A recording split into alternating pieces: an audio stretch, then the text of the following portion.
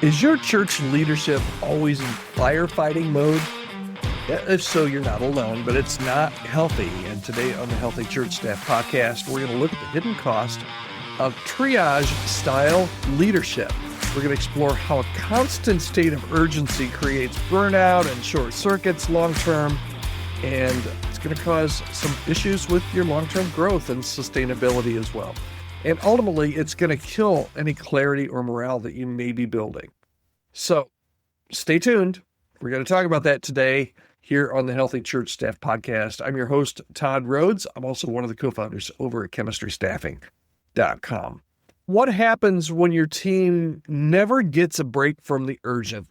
I don't know if you've ever been on a staff like this. I've served on a staff like this where just everything is on fire every week. There's never a dull moment, that's for sure. But there's everything just escalates to the urgent stage. Every week feels like a fire drill, and every Sunday feels like a scramble. And the truth is, you're not leading. You think you're leading because you're busy, but you're really triaging. And that kind of leadership, it works until it doesn't. And we're going to talk about triage mode today and how that might be breaking your church and your staff and what to do about it. All right, here's the first issue and the first problem is that kind of triage leadership, as I like to call it. It feels like leadership, right? You're busy, you're active, everything is urgent. It feels like leadership, but really it isn't.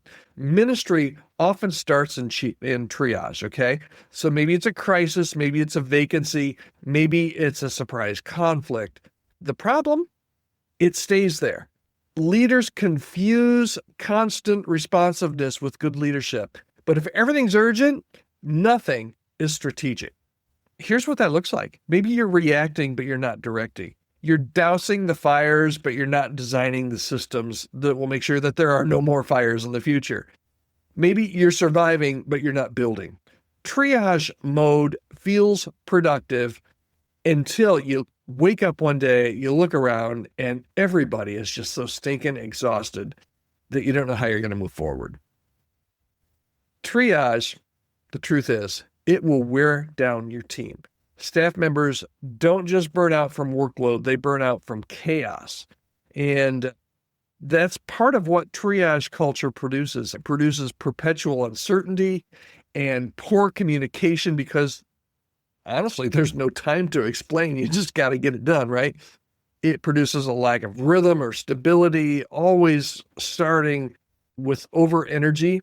And every week just seems like it's a panic. And your best people, after week of this triage leadership, your best people are either going to just shut down or they're going to leave. Okay?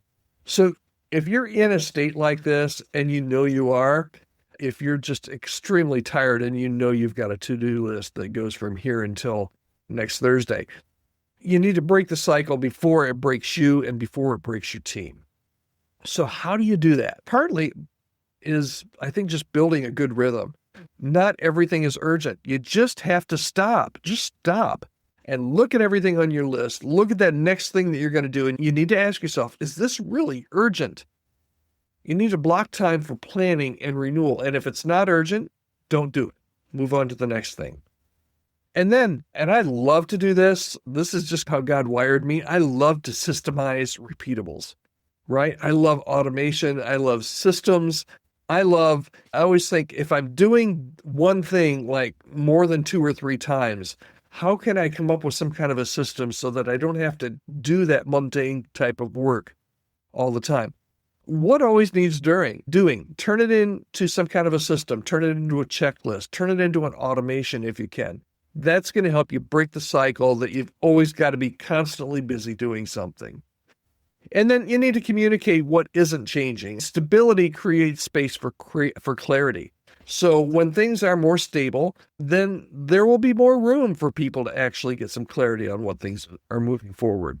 And then you need to prioritize that clarity once you start to see that over speed. It's okay if decisions take longer, as long as they're better decisions. You don't have to stay in triage mode, but you do have to decide to get out of it, because until you decide to get out of it, you're going to be in an ever-ending, you're going to be wearing your firefighter hat a lot. So here's the bottom line for today. Your team doesn't need perfect leadership, but they need peaceful leadership.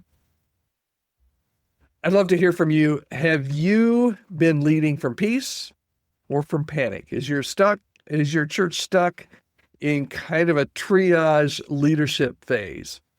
If so, I'd love to hear from you. Reach out to me, podcast@chemistrystaffing.com. And if there's any way I can help, maybe a discussion on how to get your team back on track, how to get your leadership back on track, I would love to hear from you and talk to you. Reach out to me, podcast@chemistrystaffing.com. All right, that's it for today's podcast. Thanks so much for joining me, and I'll be right back here tomorrow on the Healthy Church Staff Podcast. Have a great day.